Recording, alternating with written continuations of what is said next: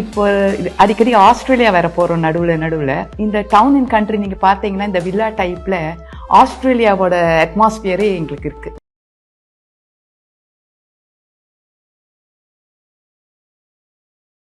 Service என்கின்ற கனவு அழியா கனவா இருக்கு. அது இந்தியா ஒரு புவர் கண்ட்ரியாக இருந்த பொழுதும் சரி, இந்தியா ஒரு லோவர் மிடில் இன்கம் கண்ட்ரியாக இருந்த பொழுதும் சரி, இந்தியா இன்னைக்கு மிட் இன்கம் கண்ட்ரியாக மாறிக்கொண்டிருக்கும் பொழுதும் சரி, இன்னும் 25 ஆண்டுகள்ல ஒரு அப்பர் இன்கம் கண்ட்ரியாக மாறும் பொழுதும் சிவில் சர்வீஸ் மேல எல்லாத்துக்குமே ஒரு பெரிய மோகம். அந்த டிரான்சிஷன் ஃபேஸ்ல நீங்க இருக்கிறீங்க. இன்னைக்கு சராசரியாக நாட்டினுடைய ஜிடிபி ஒரு $4 trillion தொட்டிருக்கோம். $3.9 trillion நம்ம தொட்டு இருக்கிறோம். மிக வேகமாக ஒரு ட்ரில்லியன் டாலரும் பார்த்தீங்கன்னா 6 ஆண்டுகள்ல ஆட் ஆயிட்டு இருக்கு. முதல் $1 trillion took about 60 odd years, 60 வருஷத்துக்கு மேல ஆச்சுங்க. ஃபர்ஸ்ட் ட்ரில்லியன் ஜிடிபி ஆட் பண்றதுக்கு. Second trillion 17 years, 20 years. Last trillion less than 7 years. அடுத்து வரக்கூடிய ட்ரில்லியன் less than 5.5 years. வேகமாக நம்ம நாட்டினுடைய பொருளாதாரம் வளர்ந்து கொண்டிருக்கிறது. காரணம், உலகத்தில் வேகமாக வளரக்கூடிய ஒரே நாடாக மாறி இருக்கின்றோம்.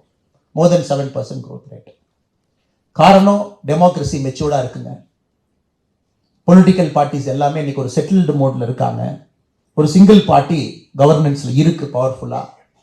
அதனால நம்ம பிரைம் மினிஸ்டர் மாறி மாறி சேஞ்ச் பண்றதை பார்க்கல. பிரிட்டன் எடுத்துக்கங்க, கடந்த 10 ஆண்டுகள்ல 5 பிரதம மந்திரிகள் மாறி இருக்கின்றார்கள். கடந்த 4 ஆண்டுகள்ல 4 பேர் மாறி இருக்கிறாங்க. யுனைடெட் கிங்டம் நமக்கு அந்த மாதிரி பிரச்சனை இல்லைங்க. பொலிட்டிக்கல் ஸ்டெபிலிட்டி இருக்கு. அதெல்லாம் தாண்டி அடிப்படை பிரச்சனையிலிருந்து வெளியே வர ஆரம்பித்து விட்டோம். எல்லா மாநிலங்களும் இன்னைக்கு அவங்களுடைய ஹையர் எஜுகேஷன் ஸ்டேட்டஸை பாருங்க. எல்லாருமே இன்னைக்கு 30, 40, 50% நோக்கி வந்துட்டு இருக்காங்க. கிராஸ் என்ரோல்மெண்ட் ரேஷியோ, GR சொல்லுவாங்க. அதாவது எல்லா மாநிலத்திலும் கூட அதிகமாக மக்கள் இன்னைக்கு காலேஜுக்குள்ள போக ஆரம்பிச்சிட்டாங்க. நல்ல சைன். லைஃப் எக்ஸ்பெக்டன்சி அதிகமாயிருச்சு. இன்னைக்கு 70 தாண்டி 80 நோக்கி நெருங்கிட்டு இருக்கோம். அது ஒரு நல்ல சைனுங்க. நாட்டுக்கு தேவையான உள்கட்டமைப்புகள் 40 லட்சம் கோடி ரூபாய் மத்திய அரசு பட்ஜெட் போடுறாங்கன்னா ஒரு பெரிய அமௌண்ட் உள்கட்டமைப்புக்கு ஒதுக்குறாங்க. விமான நிலையத்திலிருந்து, துறைமுகத்திலிருந்து, ரோடிலிருந்து. இது ஒரு நல்ல சைன். ஸோ இந்த நாடு வளர்ச்சி பாதையில் இருப்பதை தெளிவாக பார்க்கின்றோம். ஸோ வளர்ச்சியை மட்டும்தான் குறிக்கோளாக வைத்து உங்களுடைய அடுத்த 35-40 ஆண்டுகள் உங்களுடைய அரசுக்காக நீங்கள் பணி செய்வது ஒன்லி பேஸ்ட் ஆன் டெவலப்மெண்ட். அதே நேரத்தில் இந்த நாடு இன்னொரு வித்தியாசமான ஒரு சூழ்நிலைக்குள்ளேயும் போக ஆரம்பிச்சிருக்கும். there is an ideological battle. இந்த நாடு எப்படி இருக்க வேண்டும்? வேறு வேறு அரசியல் கட்சிகளுக்கு ஒரு கனவு.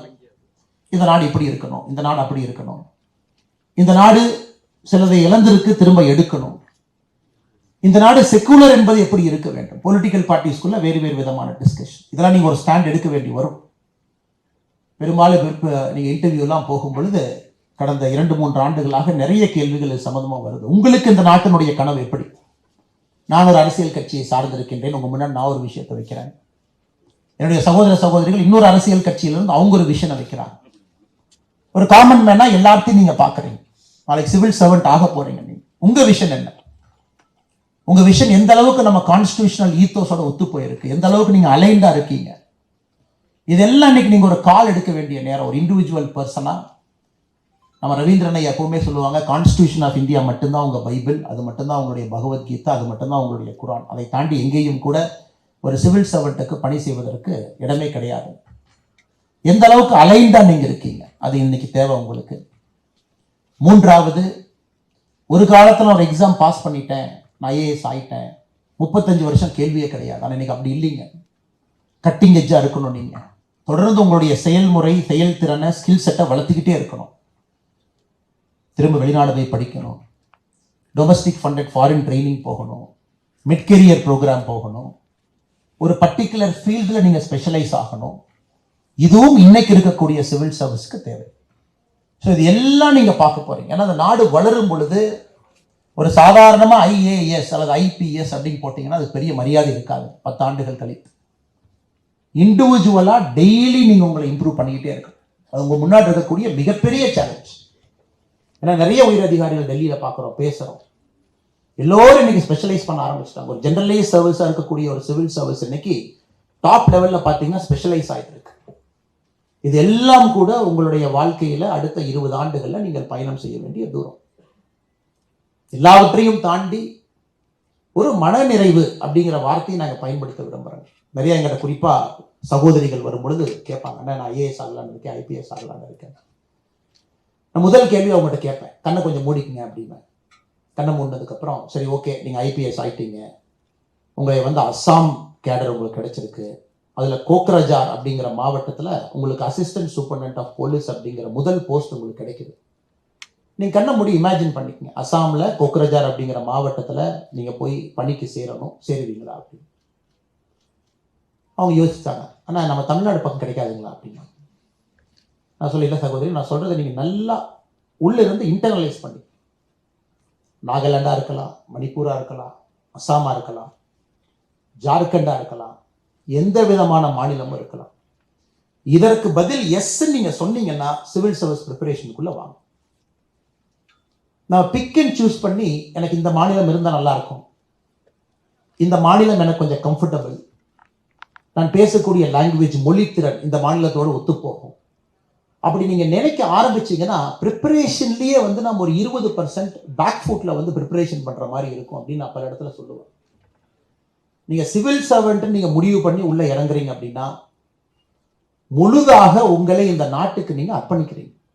முழுதாக அது எங்கே வேண்டுமானாலும் நீங்க போகலாம், எந்த இடத்துக்கு வேணாலும் நீங்க போகலாம், எந்த விதமான ரிஸ்க் வேணாலும் நீங்க எடுக்க வேண்டி வரும். அது எப்படிப்பட்ட அதிகாரி, பார்டர் டிஸ்ட்ரிக்ட் கிடைக்கலாம் ஐஏஎஸ் அதிகாரியா, நார்த் ஈஸ்ட் கிடைக்கலாம், ஜம்மு அண்ட் காஷ்மீர் பஞ்சாப் இருக்கலாம், சென்ட்ரல் பார்ட் ஆஃப் இந்தியா கிடைக்கலாம், சதர்ன் பாயிண்ட் கிடைக்கலாம். எதற்காக திரும்ப நான் அதை எம்பசிஸ் பண்றேன்னாங்க, நிறைய சிவில் சர்வீஸ் சகோதர சகோதரிகள் கொஞ்சம் இன்னைக்கு ஹாப்பினஸ் கோஷன்ட் குறைவாக இருப்பதை நம்ம பார்க்குறோம். ஒரு மன நிறைவு, டெப்டேஷன் போகலாமா, திரும்ப 5 வருஷம் ஹோம் ஸ்டேட்டுக்கு வந்துடலாமா, அது ஃபெடரல் கவர்மெண்ட்டை சொல்லி ஆக்டிவேட் பண்ணலாமா, இல்லை இன்டர் ஸ்டேட் டெப்டேஷன் போகலாமா.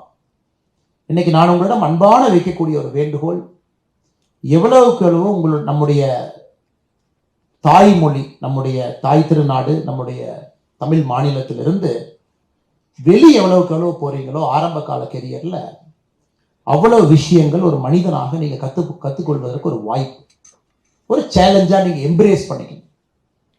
அன்ஹாப்பி சிவில் சர்வன்ட்ஸ் நமக்கு வேண்டாங்க, உங்களுக்கு வேண்டாம், நாட்டுக்கும் வேண்டாம், யாருக்கும் வேண்டாம். Nobody needs an unhappy civil servant. ஒரு நாளும் பணியில் இருக்கும் பொழுது அதை சுமையாக பார்ப்பவர்கள். போன வாரம் பார்த்தீங்கன்னா கர்நாடகா மாநிலத்தில் ஒரு துயரமான செய்தியை பார்த்தேன். இந்த பேட்ச் ஐபிஎஸ் ஆஃபீஸர் கர்நாடகாவில் ரிப்போர்ட் பண்ணிட்டாரு. மைசூர் போலீஸ் அகாடமியில் ஸ்டேட் ட்ரைனிங் 3 வாரம் முடிச்சுட்டு அவருடைய ஃபர்ஸ்ட் சார்ஜ் ஏஎஸ்பி ஹாசன் எடுக்கிறதுக்கு ரோட்டில் போறாரு, ஆக்சிடென்ட் ஆகி இறந்துடுறாரு. நீங்கள் செய்தித்தாளில் பார்த்துருக்கலாம், டிவியில் பார்த்துருக்கலாம்.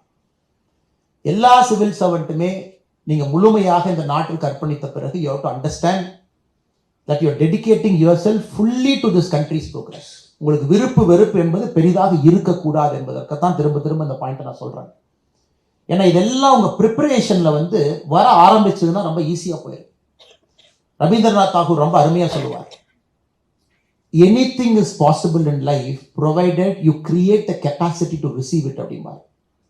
வாழ்வில் எதுவும் சாத்தியமே.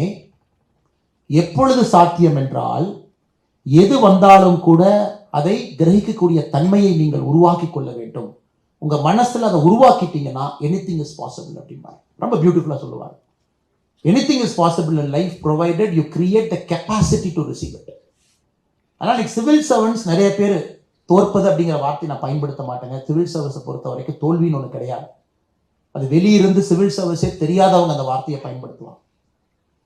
ரவீந்திரன் அவர்கள் சிவில் சர்வீஸ் எழுதுனாங்க, அவங்களுக்கு சிவில் சர்வீஸ் கிடைக்கல, இதை தோல்வின்னு யாராவது பார்த்தாங்கன்னா அவங்க தான் பெரிய முட்டாளா இருக்கணும். அதனால்தான் ஒரு பயிற்சி மையத்தை உருவாக்கி 1000 சிவில் சர்வெண்ட்டை உருவாக்கி இருக்கிறாங்க. அதனால் சிவில் சர்வீஸ்ல ப்ரிப்பேர் பண்றவங்க யாரும் தோல்வி என்கின்ற வார்த்தையை கையில் எடுக்காது. It is conditioning, it is preparing, it is creating a new human being in you. ஜெயிச்சிட்டீங்கன்னா அது ஒரு பேப்பர்ல வரக்கூடிய ஐஏஎஸ் அப்படி. ஒருவேளை நீங்க எவ்வளவு கஷ்டப்பட்டு உங்களுக்கு கிடைக்கல அப்படின்னா probably you will do something better in life. அப்படிதான் எப்பவுமே நீங்க சிவில் சர்வீஸ் ப்ரிப்பரேஷன் எடுத்துக்கணும். எதற்காக நான் திரும்ப திரும்ப அதிகமா பேசுறேன் அப்படின்னாங்க, மனதளவில் நீங்கள் தயாராக வேண்டும் என்பதற்காகத்தான் இந்த விஷயத்தை திரும்ப திரும்ப நான் சொல்றேன். எங்கே கிடைத்தாலும் நான் செல்வேன் அப்படின்னா you are conditioning your mind. when you conditioning your mind, you are creating the capacity to receive. அப்பதான் அது நடக்குங்க. நான் மக்களுக்காக வருகின்றேன், again you are conditioning your mind.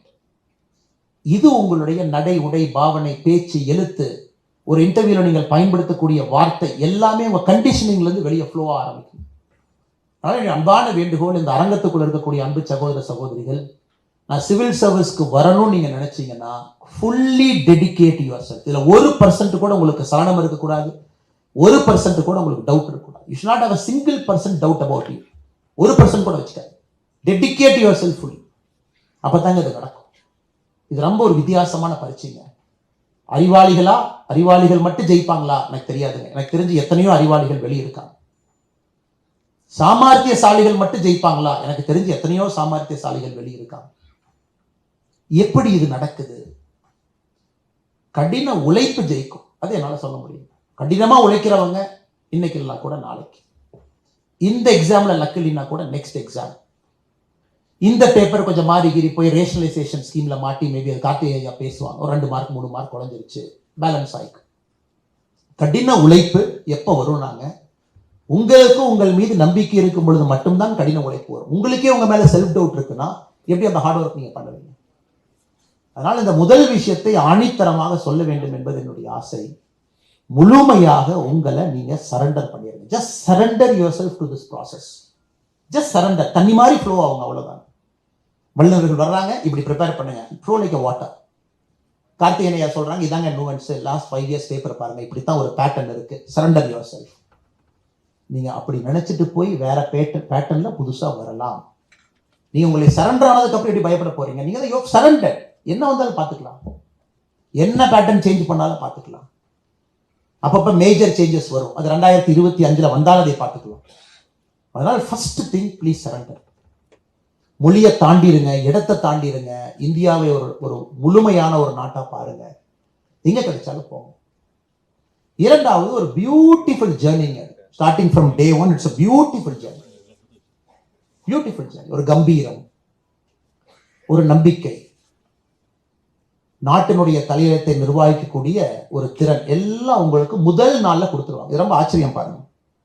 எல்லா ஊர்லயும் சிவில் சர்வெண்ட் பொறுத்த வரைக்கும் பேக் லோடிங் இருக்கும். ஆரம்பத்தில் சின்ன சின்ன பொறுப்புல ஆரம்பிச்சு சர்வீஸ் முடியும் பொழுது பெரிய பொறுப்புக்கு போவாங்க. இந்தியாவில் பார்த்தீங்கன்னா ஃப்ரண்ட் லோடிங். ஆரம்பிச்ச உடனே டிஸ்ட்ரிக்ட் கலெக்டர். 5 வருஷம் நீங்க சர்வீஸ் பாஸ் பண்றீங்க, ட்ரைனிங் 2 வருஷம் முடிக்கிறீங்க, ஒரு ஃபர்ஸ்ட் ஒரு டெப்டி செக்ரட்டரி போஸ்ட் ஏதாச்சும் ஒன்று பண்றீங்கன்னா 5th இயர் மேபி நீங்க 22-23 வருஷத்துல போறீங்கன்னா 30ல டிஸ்ட்ரிக்ட் கலெக்டர் ஆயிடுறீங்க.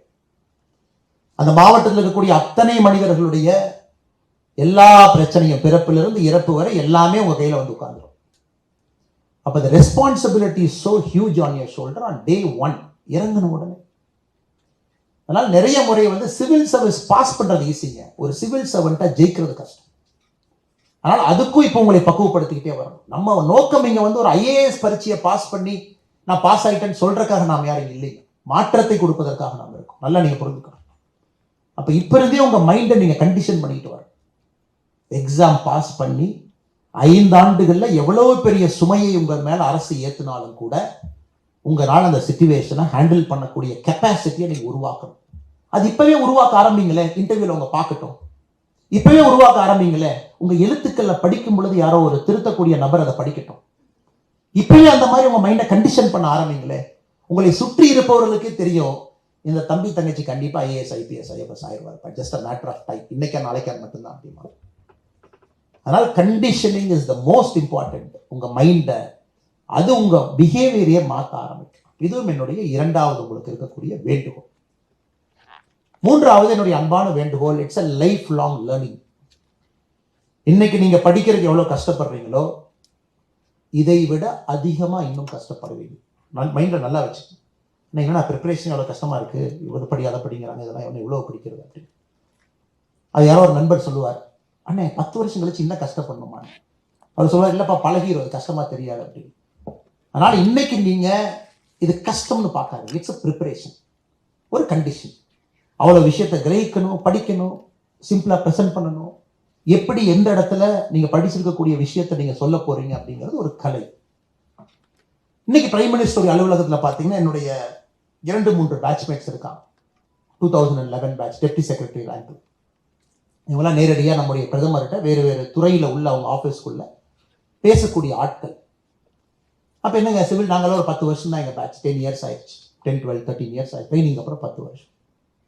ஒரு பிரதமர்கிட்ட நீங்கள் சர்வீஸ்குள்ள வந்து 12 வருஷத்தில் நீங்கள் பேசுறீங்க அப்படின்னா ஒரு பிரதமர்கிட்ட போய் நம்ம கதை பேச முடியாது. உங்களுக்கு கிடைக்கக்கூடிய 5, 6, 7, 8 நிமிஷத்தில் எல்லா விஷயத்தையும் கிரகிச்சு அவருக்கு நீங்கள் சொல்லணும். இதான் சார் மேட்ரு.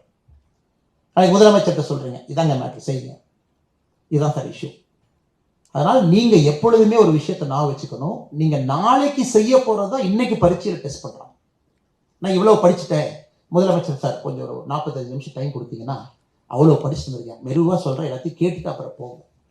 அவர்களுக்கும் நேரம் இல்லை, உங்களுக்கும் நேரம் இல்லை. படித்ததை அந்த இடத்துல உங்களுக்கு தெரிஞ்சதை சுருக்கமாக டெசிஷன் மேக்கிங் ஒருத்தவங்க எடுக்கிறவங்களுக்கு சிம்பிளிஃபை பண்ணி நீங்கள் சொல்கிறீங்களா? சிவில் சர்வீஸினுடைய முக்கியமான வேலை இது. You are able to simplify everything. ஒரு காம்ப்ளெக்ஸ் விஷயத்தை சிம்பிளாக சொல்கிறீங்களா? ஏன்னா அவங்களுடைய டெசிஷன் மேக்கிங்க்கு நீங்கள் ஹெல்ப் பண்ணணும், எய்டு பண்ணணும், பாலிசிக்கு. அதை தான் உங்கள் டெஸ்ட்டில் டெஸ்ட் பண்ணுறாங்க, அதுதான் உங்கள் ப்ரிப்பரேஷனில் வருது. அதனால் writing and answer is an essential skill.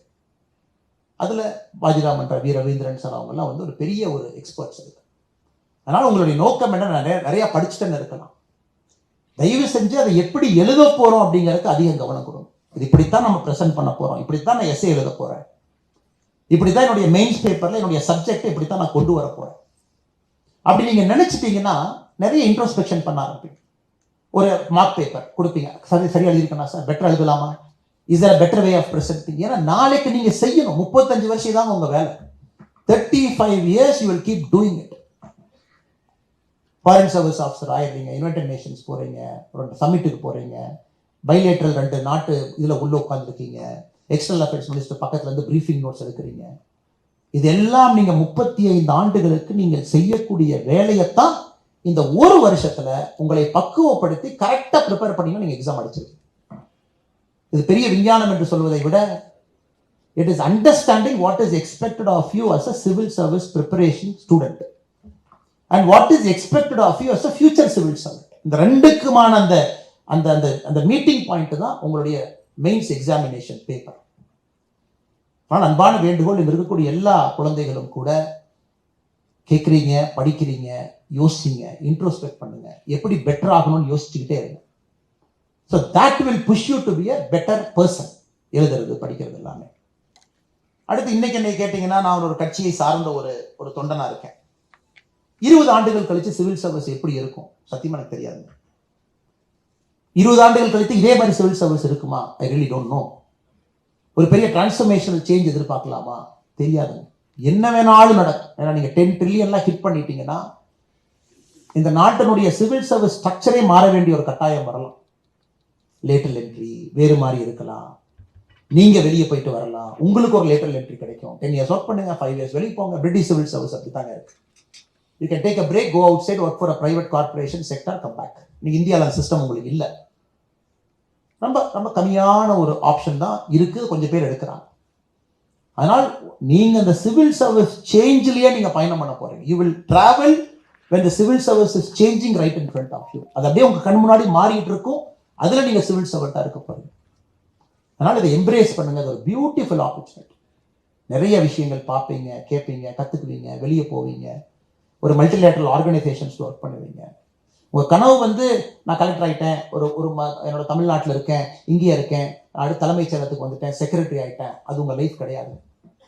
Your life is to travel the breadth and length of the world, the breadth and length of this country. அப்போ அவ்வளவு சேலஞ்சஸ் நீங்கள் எம்ப்ரேஸ் பண்ணணும். நான் ஸ்டேட்டில் இருப்பேன், நான் சென்டருக்கு போவேன், நான் இன்டர்நேஷனல் டெப்டேஷன் போவேன், மல்டிலேட்டரல் இன்ஸ்டிடியூஷனுக்கு போவேன். இவ்வளவு என்ரிச்சிங்கான ஒரு லைஃப்பை நான் சிவில் சர்வெண்ட்டாக நான் வாழுவேன் அப்படிங்கிறத நீங்கள் மனசில் பதிவு செஞ்சு. இவ்வளோ விஷயத்தை நான் பார்ப்பேன். சென்ட்ரல் போவேன், ஸ்டேட்டில் இருப்பேன், டெப்டேஷன் போவேன், ஒரு இன்ஸ்டிடியூஷனில் போய் கொஞ்ச நாள் ஒர்க் பண்ணுவேன். ஸோ உங்களுடைய ஸ்கோப் வந்துங்க மிகப்பெரிய ஒரு ஸ்கோப் உங்களுக்கு. ஏன்னா நாடு உங்களுக்கு அந்த ஆப்பர்ச்சுனிட்டி கொடுக்குது. வளர்கின்ற நாடு, வளர்ந்த நாடுங்கிறனால இந்த ஆப்ஷன் கிடைக்குது உங்களுக்கு. இந்த நாடு வளராமல் இருந்தால் ஒரு டிஸ்ட்ரிக்ட்ல இருந்து பாவர்ட்டி எலிமினேஷன் மட்டும் உங்கள் ப்ரோக்ராமாக இருக்கும் 40 years பேக். இன்னைக்கு அது இல்லைங்க. ஜியோ பாலிட்டிக்ஸில் நீங்கள் இருக்க போறீங்க. United Nations, International Monetary Fund, G20, தனித்தனி செக்ரட்டரிஸ் அங்கே இருப்பீங்க. இந்தியன் ஓஷன் ரீஜனை பார்த்துக்குவீங்க. குவாட் தனியாக ஒரு செக்ஷன், அதுக்கு ஒரு ஆளுங்க பார்த்துக்குவீங்க. பாலிசி ப்ரொபோசல்ஸ் எழுதுவீங்க. விக்ஷித் பாரத், வளர்ந்த இந்தியா எப்படி இருக்கணும், அர்பன் டிரான்ஸ்போர்ட்டை ஃபுல்லாக ரீஇமேஜின் பண்ணுங்க எழுதுவீங்க, ரூரல் டெவலப்மெண்ட்டை ரீஇமேஜின் பண்ணுங்க எழுதுவீங்க. இவ்வளவு விஷயங்கள் இந்த நாடு வளர்றனால தான் உங்களுக்கு கிடைக்குதுங்க. இந்த நாடு வளராமல் இருந்தால் இதெல்லாம் நம்ம பேசவே மாட்டோம். அதனால இவ்வளவு விஷயங்களை விரும்பி விரும்பி இப்பவே படிங்க. Just keep reading, keep updating what is happening, என்ன நடக்குது. இது எல்லாம் உங்களுக்கு எக்ஸாமினேஷனுக்கு ஹெல்ப் பண்ணும், அடுத்த 30-40 ஆண்டுகளுக்கு ஹெல்ப் பண்ணும். கண்டினியூஸ் லேர்னிங் ப்ராசஸ்ல இருந்துகிட்டே இருக்கு. எப்பொழுதுமே கடைசியா எப்போ நான் சொல்றதுங்க, என்னுடைய முதல் பாதி பகுதியில் பேச நான் விரும்புவது, civil service is a fantastic leaping board. இது வாஜிராம் ரவீந்திரன் ஐயா எந்த அளவுக்கு இதை ஒத்துக்கிறாங்கன்னு எனக்கு தெரியல. என்னுடைய பேட்ச்மேட் பார்த்தீங்கன்னா கஷிஷ் மிட்டல் ஒருத்தர் இருந்தார், அக்முட் கேடர், ஒரு திறமையான ஒரு மனிதர். 21 வயசுல ஐஏஎஸ் ஆயிட்டார், 21 இயர்ஸ். அவரு கொஞ்ச நாள் கழிச்சு சர்வீஸ் வந்து ரிசைன் பண்றாங்க. இந்த மாதிரி வந்து நான் ரிசைன் பண்றேன். 2011 batch Indian administrative service, age of 21. நான் தொலைபேசியில் அழைத்து கேட்டேன், பிரதர் என்ன ரிசைன் பண்ணிட்டீங்க, என்ன காரணம்? 6 இயர்ஸ் 7 இயர்ஸ்ல. அவர் சொல்ல, பிரதர் மியூசிக்கை பர்சியூ பண்ணலான்னு இருக்கேன், கர்நாடிக் சங்கீதத்தை வந்து நான் பர்சியூ பண்ண போறேன், மேடையில் கச்சேரி வச்சு பாட போறேன். ஸோ இன்னைக்கு இந்த பார்த்தீங்கன்னா நிறைய அந்த ஐஏஎஸ் ஆஃபீஸர்ஸ் ரொம்ப வித்தியாசமான விஷயத்தை நீங்க பாக்குறீங்க. ரிசைன் பண்றது முதல் முறையா கேள்விப்படுறீங்க. கச்சேரி, somebody wants to start an academy, somebody wants to start a corporate company. நிறைய விஷயங்கள் நடக்குது. இந்த ஸ்டீல் ஃப்ரேம்ல பாத்தீங்கன்னா people want to explore, இதை பண்ணலாம் அதை பண்ணலாம். இன்னைக்கு அது போன்ற ஒரு சிவில் சர்வீஸ்க்குள்ள நீங்க போறீங்க. அதனால உங்க மைண்டை ஓப்பனா வச்சுக்கிட்டு உள்ள போங்க, நாட்டுக்கு சர்வ் பண்ணுங்க, கிராஸ் ரூட்ஸ்ல வேலை பாருங்க. உங்களுடைய பேஷன் எதுவும் ஒன்று உள்ள இருக்கும், அது சிவில் சர்வீஸ் போனதுக்கப்புறம் அது ட்ரிகர் ஆகும். அது உங்களுக்கு எப்போ வேணாலும் ட்ரிகர் ஆகலாம்.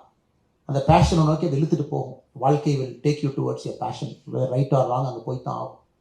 அதனால் ஓப்பன் மைண்டடாக ஒரு சேலஞ்சை எம்ப்ரேஸ் பண்ணி ஆப்பர்ச்சுனிட்டிஸ்க்கு மைண்டை ஓப்பனாக வச்சுக்கிட்டு 20 இயர்ஸ் கழிச்சு நீங்கள் என்னவா வேணாலும் இருக்கலாம். இன்னைக்கு சிவில் சர்வெண்ட்டாக இருக்கீங்க, 20 இயர்ஸ் கழிச்சு நீங்கள் என்னவா வேணாலும் இருக்கலாம். அதனால் இது எல்லாம் எம்ப்ரேஸ் பண்ணி நீங்கள் ஒரு நல்ல ஒரு வாழ்க்கையை சிவில் சர்வீஸ் உங்களுக்கு அமைத்து கொடுக்கும். ஆனால் இதெல்லாம் நீங்கள் மக்களுக்காக பயன்படுத்தணும். இது என்னுடைய முதல் பகுதியில் உங்களுக்கு சொல்ல வேண்டும் என்பது என்னுடைய ஆசை. இரண்டாவது பகுதியை பொறுத்தவரை, சார் ஒருவேளை சிவில் சர்வீஸ் கிடைக்கலன்னா எப்படி? நான் ரெக்கார்டை பாருங்க சார். இன்னைக்கு டேட்டா பார்த்தா தமிழ்நாட்டில இருந்து கடந்த 2023 இந்தியாவில் செலக்ட் ஆன கேண்டிடேட்ல 4.43% தான் தமிழ்நாட்டில இருந்து கிடைச்சிருக்காங்க. 2022 4.18% தான் டோட்டல் கேண்டிடேட்ல தமிழ்நாடு செலக்ஷன். 2021 3.94. ஸோ ஒரு பேட்டர்ன் பார்த்தீங்கன்னா, ஒரு தமிழகத்தை பொறுத்த வரைக்கும் வலிமையான ஒரு மாநிலமா இருக்குங்க. எப்பொழுதுமே செலெக்ஷன் வந்து 10% இருக்கும். இந்தியாவில் மொத்தமாக எவ்வளோ செலக்ட் ஆகிறாங்களோ தமிழ்நாடு 10%க்கு மேலே இருக்கும். எப்பவுமே 10% மேலே, என் பேட்சில் 10%க்கு மேலே இருக்கும். ஆனால் ஏதோ ஒரு காரணத்திற்காக நம்முடைய தமிழ்நாடு வந்து இன்னைக்கு இட் இஸ் பிட்வீன் 4 to 5%. இது கண்டினியூஸாக ஒரு பேட்டர்ன் மாதிரி இருக்குங்க. போன ஆண்டு, இது ரவீந்திரன் ஐயா தான் இதற்கான பதில் நமக்கு சொல்லணும். போன ஆண்டு 2023 தேர்வு முடிவுகள் பார்த்தீங்கன்னா 1016 கேண்டிடேட் இந்தியாவில் செலக்ட் ஆகிறாங்க, தமிழ்நாட்டிலேருந்து 45. 2022 933 செலக்ட் ஆகிறாங்க, 39 பேர் தமிழ்நாடு. இது என்ன காரணம் என்பதை நாம் எல்லாமே கண்டுபிடிச்சுக்கிட்டே இருக்கோம். why it is falling down, என்ன காரணம்? இங்கிருந்து 4 கேபினெட் செக்ரட்டரி தமிழ்நாட்டிலிருந்து போயிருக்கிறாங்க. பாலராம சிவராமன் ஐயா, சுவாமிநாதன் ஐயா, சேஷன் ஐயா, இப்போ சோமநாதன் ஐயா current cabinet secretary, T K. Subramaniam ஐயா என்னுடைய ஊரை சார்ந்த கரூரை சார்ந்தவங்க. 5 கேபினெட் செக்ரட்டரி தமிழ்நாடு கொடுத்துருக்குதுங்க. 4 ஃபாரின் செக்ரட்டரி கொடுத்துருக்கோம். ஏபி வெங்கடேஸ்வரன் ஐயா, கிருஷ்ணன் ஸ்ரீனிவாசன் ஐயா, Krishnan Raghunathan, S Jaishankar. Home secretary 3 பேர் கொடுத்துருக்குறோங்க. H V R Iyengar, T C S Srinivasavaradan, N Gopalaswami ஐயா. ஃபினான்ஸ் செக்ரட்டரி 3 பேர் கொடுத்துருக்குறோங்க. ஸோ இங்கிருந்து நிறைய உயரதிகாரிகள் இந்தியா அரசனுடைய பின்னக்கல் highest post, home secretary, finance secretary, cabinet secretary, இங்க வரைக்கும் போறாங்க. இன்னைக்கு நீங்க ரொம்ப தீர்க்கமாக யோசிக்க வேண்டியது, இன்னைக்கு இருக்கக்கூடிய நம்முடைய தமிழ் சொந்தங்கள், how to stop this falling rate. அது கண்டிப்பா கார்த்திகேயன் அவங்க, ரவீந்திரன் ஐயா கண்டிப்பா பேச வேண்டும் என்பது எனக்கு அன்பான வேண்டுகோள். Why the passing percentage in our state is dropping அப்படிங்கிறது எனக்கு ஒரு பெரிய காஸ் ஆஃப் கன்சர்ன். போன வருஷம் அதை பற்றி ஒரு பெரிய அறிக்கையை கொடுத்தேன். நம்ம என்ன பண்ணணும், தமிழ்நாடு அரசு என்ன செய்ய வேண்டும், நாம் என்ன செய்யணும், எதற்காக தமிழ்நாட்டிலிருந்து pass percentage it is coming down below 5%. இதை எப்படி சரி பண்றது, இது ஒரு கேள்வி. அவர்களுக்கும் நான் உங்கள் சார்பாக கேட்கின்றேன், என்ன பிரச்சனை? Is it a way in syllabus is design? Is it a way our educational model? அல்லது நம்ம எடுக்கக்கூடிய ஆப்ஷனல் பேப்பர்ல பிரச்சனை இருக்கா? அந்த ஆப்ஷனல் பேப்பருக்கு ஃபாலோயிங் பர்சன்டேஜ் இருக்கா? அந்த தமிழ்நாட்டிலேருந்து சில ஆப்ஷனலை தான் நம்ம அதிகமாக ப்ரிஃபர் பண்ணுவோம், அதை பற்றி அவங்க பேசுவாங்க. ஸோ இந்த கேள்விகள் உங்கள் சார்பாக அவங்களுக்கு நான் வைக்கிறேன். ஏன்னா இது மாணவர்கள்ட்ட ஒரு சிறிய அச்சத்தை ஏற்படுத்தி இருக்கிறது. என்ன காரணம்? Why it is falling down அப்படின்னு. இரண்டாவது, நான் எல்லார்ட்டையும் கேட்கக்கூடிய கேள்விங்க, நமக்கு ஆல் இந்தியா டாப்பர்ஸ் ஏன் நமக்கு குறைவா இருக்கிறாங்க? Why we are getting very less all India toppers? உதாரணத்துக்கு 2023 UPSC civil service Tamil Nadu topper 107வது ரேங்க். ஸோ ஃபர்ஸ்ட் ரேங்கோ, செகண்ட் ரேங்கோ, தேர்ட் ரேங்கோ இல்லை. ஏன் நம்ம கீழே இருக்கோம்? இது என்ன விஷயம் அப்படிங்கிறது இவங்க 2 பேரும் நமக்கு சொல்லணும். குறிப்பாக அதிலிருந்து நம்முடைய ப்ரிப்பரேஷன் ஸ்ட்ராட்டஜியை நம்ம சேஞ்ச் பண்ணிக்கணுமா அப்படிங்கிறது உங்களுக்கு அது யூஸ்ஃபுல்லாக இருக்க வேண்டும் என்பது என்னுடைய கருத்தும் கூட. அடுத்து, வாட் இஃப் சிவில் சர்வீஸ் எனக்கு கிடைக்கல அப்படின்னா என்ன செய்யலாம்? மைண்ட் செட் எப்படி இருக்கணும் அப்படின்னு. ஏன்னா அது பேச வேண்டிய நேரம், அது கண்டிப்பாக பேசணும். நம்ம எல்லோருமே சிவில் சர்வீஸ் ப்ரிப்பேர் பண்ணுறோம், எல்லோருக்கும் கிடைக்கணும், நம்ம எல்லோரும் பாஸ் ஆகணும், அதில் எந்த மாற்று கருத்தும் இல்லை. தமிழ்நாட்டில் குரூப் 1 சில பேர் எழுதுவீங்க, சில பேர் சிவில் சர்வீஸ் மட்டும், ஆல் இந்தியா சிவில் சர்வீஸ் மட்டும் ஃபோக்கஸ் பண்ணுவீங்க. நான் உங்ககிட்ட சொல்றதுங்க, உங்க மைண்டை கொஞ்சம் லிபரேட் பண்ணிட்டீங்கன்னா, உங்க மைண்டை கொஞ்சம் ஃப்ரீடம் கொடுத்துட்டீங்க அப்படின்னா இந்த எண்ணம் உங்களுக்கு வராது என்பது என்னுடைய அன்பான வேண்டுகோள். இந்த வாட் இஃப் அப்படிங்கிறத நம்ம எடுத்துடலாங்க உங்க மைண்ட்ல இருந்து. Will just remove this word call what if. கிடைக்கலன்னா என்ன பண்றது? கிராமத்துல இருந்து வந்திருக்கேன், முதல் தலைமுறை, ரிஸ்க் எடுக்கிறேன், கோச்சிங் இன்ஸ்டியூட்டுக்கு சென்னை வந்திருக்கேன், டெல்லி போயிருக்கேன், நிறைய பணம் செலவு பண்றேன், அப்பா அம்மா கஷ்டப்பட்டு சம்பாதிக்கக்கூடிய பணம் அதெல்லாம் என் மேல இன்வெஸ்ட் பண்ணியிருக்காங்க, இதெல்லாம் உங்களுக்கு ப்ரெஷர் பாயிண்ட், இதெல்லாம் ப்ரெஷர் டிக் போட்டுக்கிட்டீங்கன்னா இதெல்லாம் ப்ரெஷர் தான். இது நினைச்சாவே நம்ம பெர்ஃபார்மன்ஸே 20% கீழே குறைஞ்சிடும். ஒரு அட்டெம்ப்ட் ஆயிடுச்சு, 2 அட்டெம்ப்ட் ஆயிடுச்சு, 3வது அட்டெம்ப்ட் ஆயிடுச்சு, இன்னும் கிடைக்கலையே, 4th அட்டெம்ப்ட் ஆயிடுச்சு. இது ஒரு ப்ரெஷர் பாயிண்ட். இதை நினைச்சீங்கன்னா இன்னும் 20% நம்ம பெர்ஃபார்மன்ஸ் டவுன் ஆகும். முக்கியமான கேள்வி, எனக்கு சிவில் சர்வீஸே கிடைக்கலன்னா எனக்கு என்ன ஆகும்? என்னுடைய வாலிபத்தை, என்னுடைய வயதை, முக்கியமான நேரத்தை சிவில் சர்வீஸ் ப்ரிப்பரேஷனுக்காக நான் கொடுத்துருக்கேன். 21, 22, 23, 24, 25, 26, 30 வயசு, 32 வயசு எல்லாம் சிவில் சர்வீஸ்க்காக கொடுத்தேன். என்னுடைய வாலிபத்தை, இளமையே சிவில் சர்வீஸ் கொடுத்துட்டேன், கிடைக்கலன்னா என்ன பண்றது? இந்த 3 கேள்விகளும் ஒரு 10 நிமிஷம் உங்ககிட்ட என்னுடைய தனிப்பட்ட வாழ்க்கையை வைத்து உங்களிடம் பேச வேண்டும் என்பது என்னுடைய ஆசை. அதில் கண்டிப்பாக உங்களுக்கு 1-2 பாயிண்ட் கிடைக்கும். சிவில் சர்வீஸை பொறுத்த வரைக்குங்க, எல்லாரும் சொல்றது என்ஜாய் த ப்ராசஸ், என்ஜாய் பண்ணி அதை பண்ணுங்க. கிடைக்கல அப்படிங்கிற ஒரு ஃபீல்டுக்குள்ள போறதுக்கு முன்னாடி உங்க பெஸ்ட்டை கொடுக்கறதுக்கு மட்டும் நீங்க முயற்சி எடுங்க. Just try and give your best. ஒரு நாளும் உங்க பெஸ்ட்டை கொடுக்குறீங்களா? ஒரு நாளும் உங்க டைமை நீங்க அக்கௌண்ட் பண்றீங்களா? இதுதான் உங்க கையில் இருக்கு, வேற எதுவுமே உங்க கையில் இல்லை. Nothing is in your hand. ஒரு நாளும் நேரத்தை சரியா நான் பயன்படுத்துறேன். எனக்கு இருக்கக்கூடிய 24 மணி நேரத்தை முழுமையா நான் பயன்படுத்துறேன். உங்க மைண்டை நீங்க அதுக்குள்ள கொண்டு போகணும். நெகட்டிவ் தாட்டுக்குள்ள உங்க மைண்டை கொண்டு போகாது. Just only focus on what you can control. என்னால் அதை கண்ட்ரோல் பண்ண முடியும். 24 ஹவர்ஸ் என் கையில் இருக்கு. இதுல நான் ஊருக்கும் போவேன், சொந்த ஊர்ல விசேஷத்துக்கும் போவேன், நான் மாமா கல்யாணத்துக்கு கூப்பிட்டாங்க அங்கேயும் போவேன், சித்தப்பா கெடா வெட்டுக்கு போடனா கோச்சுக்கு வர அங்கேயும் போவேன், பங்காளி வீட்டு விசேஷம் சொன்னாங்க அங்கேயும் போவேன். நீங்க சிவில் சர்வீஸ் முடிவு செய்த பிறகு எங்கேயும் போகாது. ஏன்னா இது உங்க கண்ட்ரோல்ல இருக்கு. மொமெண்ட் யூ சே நான் சிவில் சர்வெண்ட் ஆகணும், நான் எக்ஸாம் ப்ரிப்பேர் பண்ணணும்னு வந்துட்டீங்கன்னா இன்னையிலிருந்து எல்லாமே உங்களுக்கு கட். எதெல்லாம் உங்களுக்கு மெயின்ஸுக்கு மார்க் ஆட் பண்ணாதோ, எதெல்லாம் இன்டர்வியூக்கு ஆட் பண்ணாதோ எந்த பக்கம் போயிடாது. இல்லை இன்டர்வியூ போர்டில் கண்டிப்பா கேள்வி கேட்க மாட்டாங்க. எத்தனை மாமா கல்யாணத்துக்கு போனீங்க? 4. அவர் 7 போனேன்னு சொன்னார். நீங்க சித்தப்பா கல்யாணத்துக்கு அடிக்கடி போவீங்களா? இதெல்லாம் நமக்கு மார்க் இல்லை, அப்ப எதுக்கு நம்ம பண்ணணுங்க? இது ரொம்ப ரொம்ப முக்கியம். இன்னைக்கு சிவில் சர்வன்ட்ஸ்ல நிறைய பேர் கிராக் பண்ண முடியாதுக்கு நான் பார்த்ததுல காரணம், ஃபுல்லி கமிட்டடா அவங்களால இருக்க முடியல. இன்ஃபேக்ட் பொலிட்டிக்கல் பார்ட்டியில சில பேர் சொல்லுவாங்க, நான் கட்சி வேலையும் பார்த்துட்டு சிவில் சர்வீஸ் ப்ரிப்பேர் பண்றேன். நான் செய்யற முதல் வேலை கட்சி அடிப்படை உறுப்பினர்ல நீக்கி அவங்களை அனுப்பிச்சிருவேன். நீங்க போய் முதல்ல படிச்சுட்டு 5 வருஷம் கழிச்சு திரும்பி வாங்க, இந்த பக்கமே வந்துடாதீங்க. அதனால் உங்களுக்கு நான் சொல்லக்கூடிய 2 கருத்து, எந்த வேலையும் செய்யாதீங்க, இதை மட்டும் செய்யுங்க. 24 மணி நேரத்தை கண்ட்ரோல் பண்ண பாருங்க. சில நாள் வேஸ்ட் ஆகும். ஒரு படத்துக்கு போகலான்னு நினைப்பீங்க, போயிட்டு வாங்க, தவறு கிடையாது. உங்களுக்கு ஆத்ம திருப்திக்கு ஏதோ ஒரு மென்டல் ஸ்ட்ரெஸ் ஃப்ரீ வேணும், அதான் பண்ணுங்க. Any unproductive just remove from your life ruthlessly. அது செய்யவே செய்யாதீங்க, தொடவே தொடாது. Just don't do it. மூன்றாவது, சிவில் சர்வீஸ் நீங்க இவ்வளவு ப்ரிப்பேர் பண்ணி நம்மளால கிராக் பண்ண முடியலன்னு ஒரு சூழ்நிலை வந்தால் நான் உங்களுக்கு எழுதி கொடுக்கிறேன். there is something better waiting for you. something better waiting for you. எழுதி கொடுக்க. ஆனா நீங்க ஆத்மார்த்தமா ப்ரிப்பேர் பண்ணிருக்கணும். ஆத்மார்த்தமா பண்ண சார், எல்லாம் பண்ணியாச்சு சார், 2 பார்த்துட்டேன் சார், ஆனா ஏதோ ஒரு காரணத்துக்கு அங்க கிளிக்காது சார். சில பர்சன்டேஜ் அப்படி இருக்கலாம். அப்படி இருந்தால் இதை விட, ஏன்னா அந்த knowledge you gain is phenomenal knowledge. இந்த ப்ராசஸ்ல உங்களுக்கு கிடைக்கக்கூடிய அந்த அறிவுத்திறன் என்பது எங்கேயும் கிடைக்காத ஒரு அறிவுத்திறன் உங்களுக்கு கிடைக்கும். எந்திலுமே கிடைக்காது. அவ்வளவு விஷயம் கத்துக்குவீங்க. Politics, geopolitics, democracy, constitution, ஸ்டேட்டுக்குள்ள இருக்கிறது, எக்கனாமிக்ஸ், ஜிடிபி, இது அது எல்லாம் தெரிஞ்சு. அதன் பிறகு இந்த இந்தியாவில் உங்களுக்கு பல வாய்ப்புகள் இருக்கு. The new India, the rising India, the powerful India, நம்ம வளர்றோம். Think tanks, security consultants, policy makers, analyst,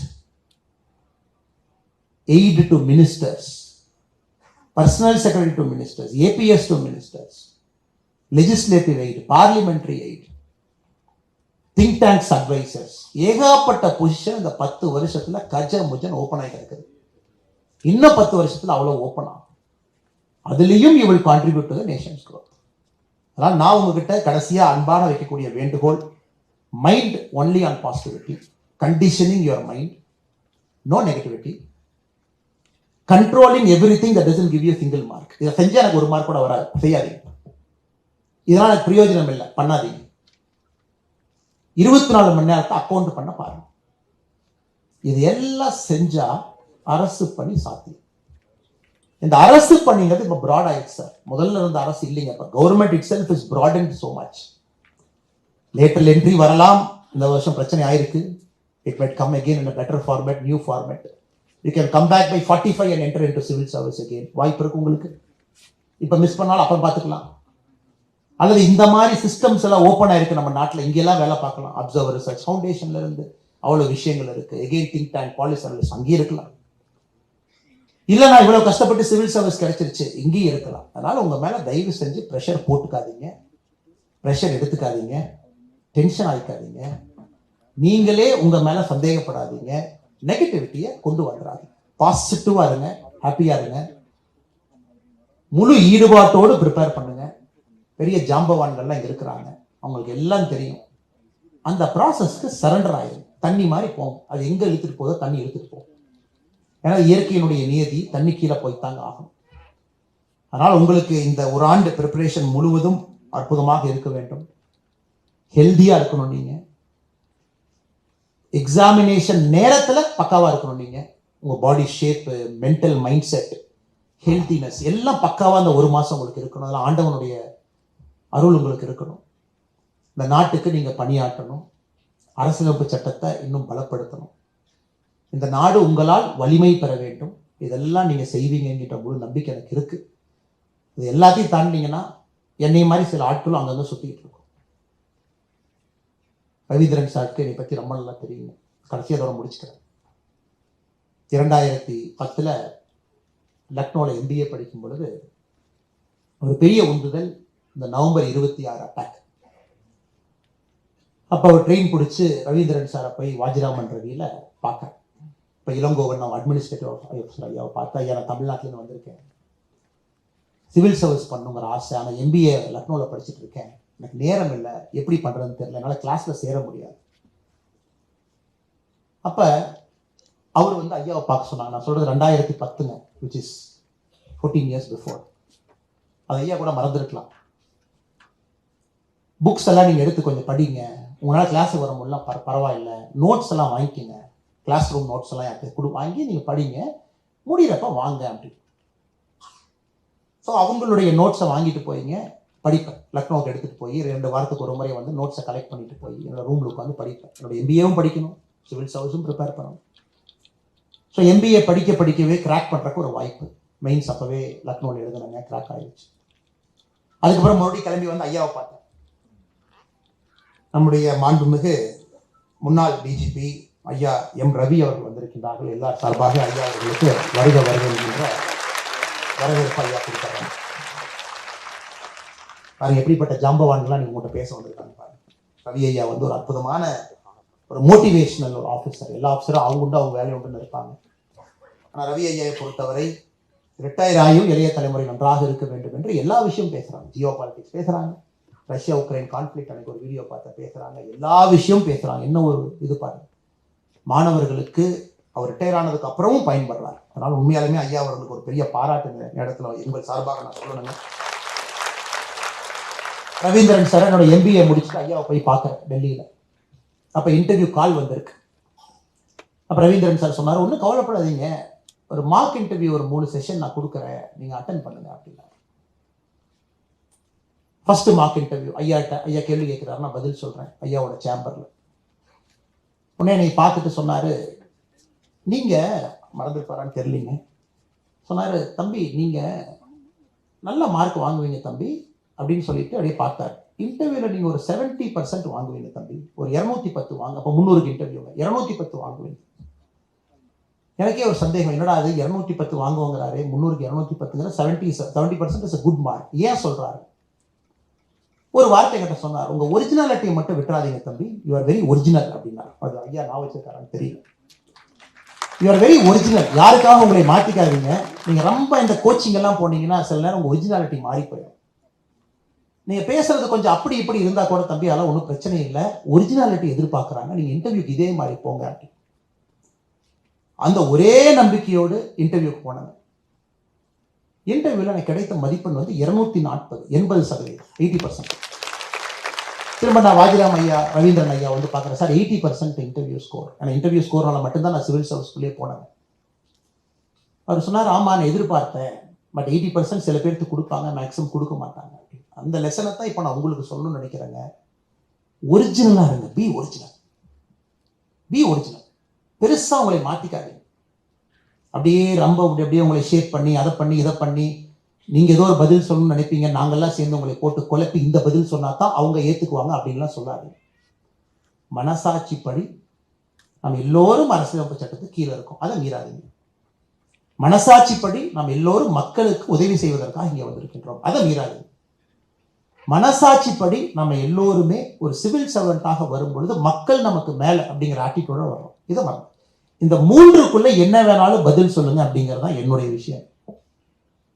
ஆனால் அன்னைக்கு ரவீந்திரன் ஐயா வந்து எனக்கு ஒரு பெரிய ஊக்கத்தை கொடுத்தாங்க, இன்னைக்கு உங்களுக்கு அந்த ஊக்கத்தை கொடுப்பாங்க.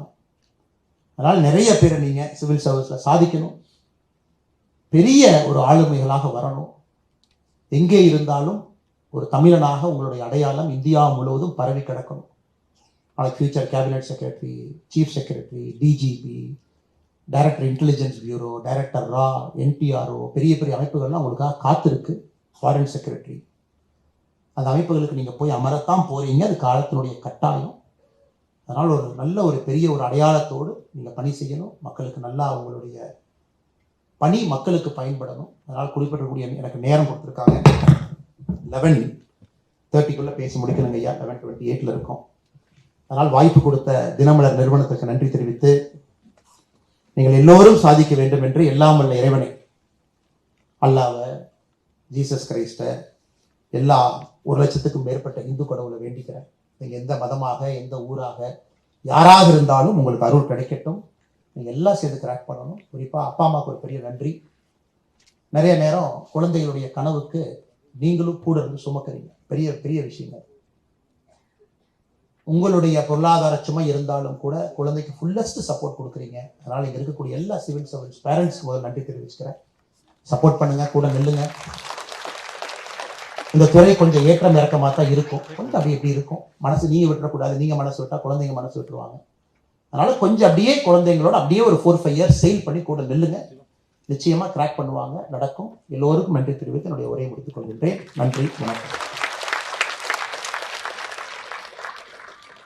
Thank you sir. ஃபாலோட் பை ஒரு 5 நிமிடங்கள் மாணவர்களிடையே கேள்வி பதில் செஷன் இருக்கு. அதற்கு முன்னதாக திரு எம் ரவி IPS முன்னாள் DGP தமிழ்நாடு காவல்துறை அவர்களை தினமலர் சார்பாக வருக வரவேற்கிறோம். Welcome sir.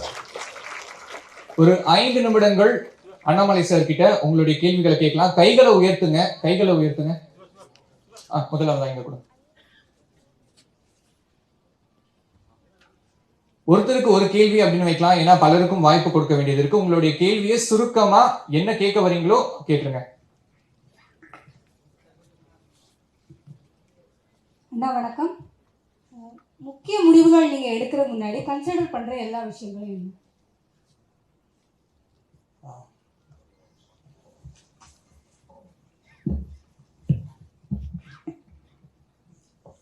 சகோதரி, நான் சிவில் சர்வீஸை வச்சு நான் சொல்கிறேன் உங்களுக்கு பதில். எம்பிஏ படித்தேங்க. சிவில் சர்வீஸ் போக வேண்டும் என்கின்ற ஆசை. எனக்கு லோன் வந்து 11,50,000 ரூபா என்னோட எம்பிஏ லோன். ஏன்னா ஐஏஎம்ல பார்த்தீங்கன்னா ரொம்ப கஷ்டங்க, வெரி காஸ்ட்லி. சிவில் சர்வீஸில் நான் வாங்கக்கூடிய சம்பளத்துக்கு என் லோன் கட்ட ஆரம்பிச்சேன்னா எனக்கு வந்து கிட்டத்தட்ட 9 வருஷம் இஎம்ஐ போட்டு கட்டுறாங்க. இது ஒரு உதாரணமாக வச்சு உங்கள்கிட்ட சொல்கிறேன். நீங்களும் அந்த மாதிரி முடிவு எடுப்பீங்க. ஏன்னா MBA is very costly in India. So முதல் டெசிஷன் மேக்கிங் வந்து உங்களுடைய பொருளாதாரம். எங்கே இருக்கிறீங்க, எங்கே போகணும், உங்களால் அது முடியுமா? இந்த State Bank of India IIM லக்னோக்குள்ள ஒரு பிரான்ச் இருக்கும். 3 வருஷத்துக்கு ஒருக்கா ஃபோன் பண்ணுவார். சார் எல்லாம் கட்டிட்டாங்க, நீங்கள் மட்டும் லோன் கட்டாமல் இருக்கீங்க, பொறுங்க, நான் 2 வருஷத்தில் கட்டுறேன். 5 வருஷம் கழிச்சு ஃபோன் பண்ணாங்க. நீங்கள் தான் சார் ரெக்கார்டு, இது வரைக்கும் ஐஏஎம் லக்னோவில் யாருமே 5 வருஷம் லோன் கட்டல, 5th இயர் ரீச் ஆகிட்டீங்க. இருங்க சார் கட்டுறேன். ஸோ 9th இயர் கம்ப்ளீட் பண்ணேன். 9th இயர் வரைக்கும் மாதம் என்னோட இஎம்ஐயில் வந்து 33,000 ரூபா நான் ஒதுக்கி வச்சேன். ஏன்னா என்னுடைய லோன் ப்ளஸ் அந்த இன்ட்ரெஸ்ட் போகும். இது எல்லோரும் எடுக்கக்கூடிய முடிவு. பொருளாதாரம் என்பது அடிப்படையில் you have to take a call. எந்த கோச்சிங் இன்ஸ்டியூட் போவீங்க, எவ்வளோ கட்டுவீங்க, அந்த ஃபீஸ்க்கு ஒர்த்தா. இரண்டாவது முடிவு, வாட் இஃப் யூ ஃபெயில். எல்லாமே என்ன சொல்லுவாங்கன்னா வாட் இஃப் யூ சக்சீட். என்னோட இது எப்பவுமே what if you fail. Fail ஆனீங்கன்னா என்னென்ன பெர்முடேஷன் காம்பினேஷன், இது நடக்கலாம், இது நடக்கலாம், இது நடக்கலாம், இது நடக்கலாம், இதெல்லாம் ஆப்ஷன்ஸ். அந்த பேஸை கவர் பண்ணிட்டீங்களா? ஏன்னா நீங்க ஃபெயில் ஆகிறனால குடும்பத்துக்கு ஒரு பிரச்சனை வந்துடக்கூடாது, நீங்க ஃபெயில் ஆனாலும் இன்னொரு பிரச்சனை ஆகக்கூடாது. மென்டலி நீங்க ஒரு how you gone through it, how you walk through that path. Fail ஆனால் இதெல்லாம் நடக்கும். இரண்டாவது. மூன்றாவது கன்விக்ஷன். பகவத்கீதையில ஒரு அற்புதமான ஒரு ஒரு ஒரு பேசேஜுங்க, நான் டிரான்ஸ்லேட் பண்ணி சொல்றேன். The decision you make. நீங்க சிவில் சர்வன்ட் ஆகணும்னு டெசிஷன் பண்ணிட்டீங்கல்ல, அதனுடைய சக்சஸ் வந்து எப்படின்னாங்க, the conviction at the time of making a decision அப்படிங்கிறாங்க.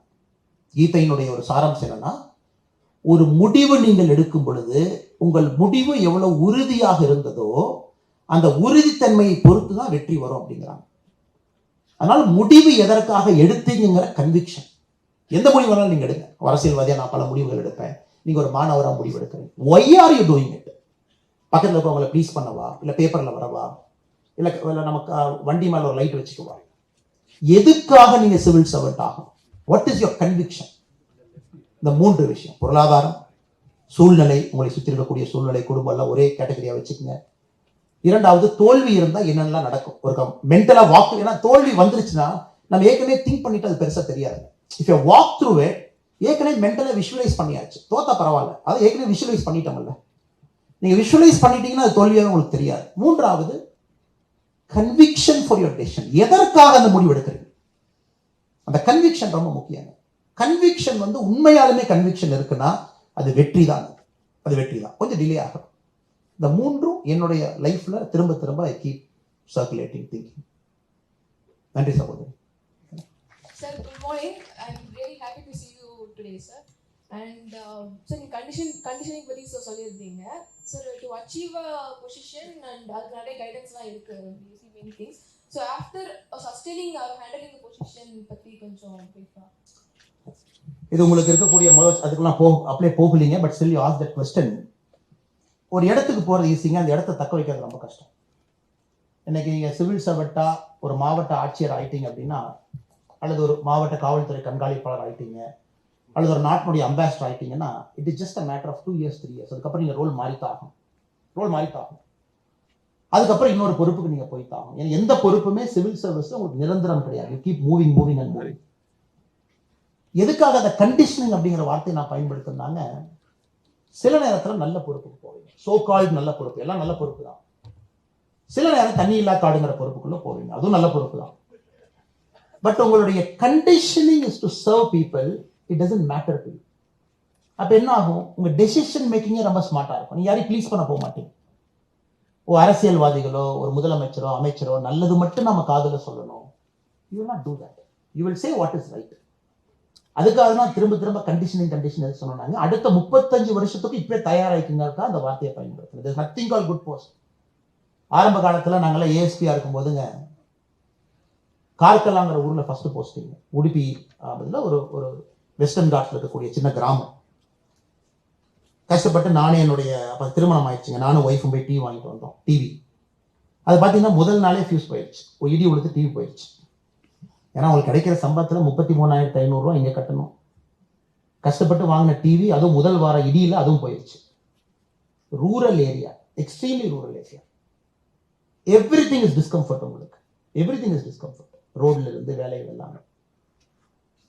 எதுக்காக இது சொல்றேன்னாங்க, இது உங்க லைஃப்ல ரிப்பீட் ஆகிட்டே இருக்கும் பல இடத்துல. Not every time you get an urban posting, not every time you get Chennai or Bangalore or Hyderabad. இதுக்கு நீங்க உங்களை மனதளவில் தயார்படுத்திக்கணும். when I'm here for service, இதெல்லாம் எனக்கு வந்து doesn't matter. உங்க சம்பளமும் பார்த்தீங்கன்னா, எனக்கு ஒரு சிவில் சர்வன்ட்ஸ் நேர்மையா இருந்தா என்ன நீங்க சாதிக்க முடியும்? நேர்மையா இருந்தீங்கன்னா நல்ல ஒரு வாழ்க்கை வாழலாம், குழந்தைங்களை நல்லா படிக்க வைக்கலாம், ஒரு வீடு வாங்கலாம். நீங்க ரிட்டையர் ஆனதுக்கு அப்புறம் இன்கம் செக்யூரிட்டி, இவ்வளவுதாங்க. ஏன்னா உங்களுக்கு தெரியும், ஒரு சிவில் சர்வெண்ட்டுக்கு மட்டும்தான் இந்தியாவில் தெரியும் நீங்க ரிட்டையர் ஆகிற அன்னைக்கு என்ன சம்பளம் நீங்க கால்குலேட் பண்ணிக்கலாம். கொஞ்சம் பே கமிஷனை பொறுத்து கொஞ்சம் இந்த பக்கம் அந்த பக்கம் மாறும். ஒரு பிசினஸ் மேனுக்கு தெரியாது, எங்க யாருக்குமே தெரியாது. உங்களுக்கு தெரியும் உங்க சம்பளமே எவ்வளவு வரும்னு உங்களுக்கு தெரியும். அப்போ உங்க வாழ்க்கையை அந்த சம்பளத்துக்குள்ள வாழ ஆரம்பிக்கணும். நீங்க உடுத்தக்கூடிய உடை எல்லாமே ஒரு மனிதன் உங்களை பார்த்தாவே ஃபேன்சியா ஃபிளாஷியா இல்லாம, நம்ம ஒருப்பா கலெக்டர் வந்து ஒரு ரேடோ வாட்ச் கட்டி, கலெக்டர் வந்து ஒரு ஒரு ஒரு ஷூ போட்டு, கலெக்டர் வந்து ஒரு பக்காவா வந்தாருன்னா, ஒரு கிராமத்திலிருந்து வந்த ஒரு எளிய மனிதன் எப்படி உங்களை பார்ப்பாங்க? அதனால் இந்த இதுக்குள்ள உங்க லைஃப் ஸ்டைல் எல்லாமே மாறிடணும். இது இரண்டாவது.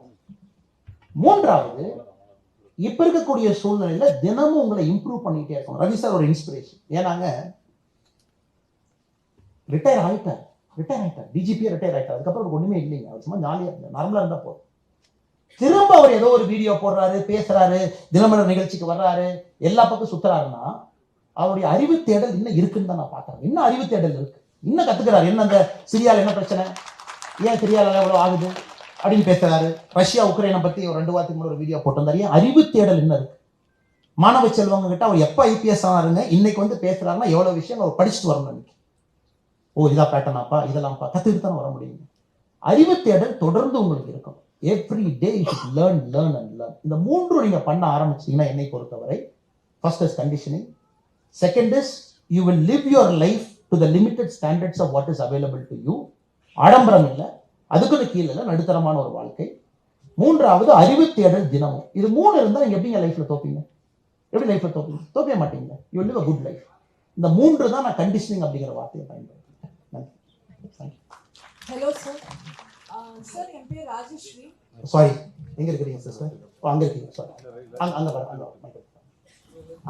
என் பேர் ராஜஸ்ரீ. நான் வந்து அக்ரிகல்ச்சர் கிராஜுவேட் 2019 பேட்ச். இப்போ கரண்டாக வந்து யூபிஎஸ்சி ப்ரிப்பரேஷன் ஸ்டார்ட் பண்ணியிருக்கேன். சைட் பை சைடு ஒரு என்ஜிஓவில் சர்வ் பண்ணிட்டு இருக்கேன், செங்கல்பட்டு கோசம்ரக்ஷனா ட்ரஸ்ட்னு. என்னோட கொஸ்டின் என்னன்னா, நான் வந்து யூபிஎஸ்சி சிவில் சர்வெண்ட் ஆயிட்ட பிறகும் சைட் பை சைடு என்னால் வந்து சர்வ் பண்ண முடியுமா ஒரு என்ஜிஓவில், ஒரு நான் ப்ராஃபிட் என்ஜிஓவில் சர்வ் பண்ண முடியுமா அப்படின்னு கேட்குதான் சார். ஒன்று, சர்வ் பண்ண முடியுமா முடியாதான்னு சொல்ற விடங்க அவங்களுக்கு சர்வ் பண்றதுக்கு நேரம் இருக்காது. Simple, you not at time. One. Second வந்து anything that is in conflict with your position நீங்க சர்வே பண்ண முடியாதுங்க.